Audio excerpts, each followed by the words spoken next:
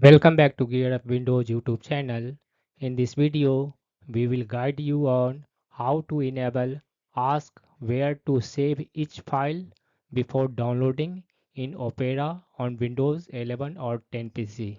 To enable or disable this one feature, first open Opera on your Windows PC, then click on this one menu icon in the top left corner.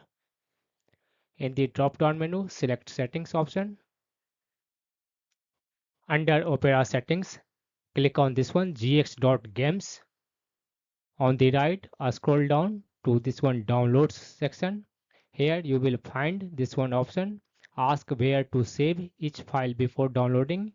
By default it remains turned off. To enable this one feature, just toggle on this one switch, and in case you want to turn off this one feature, disable this one toggle switch.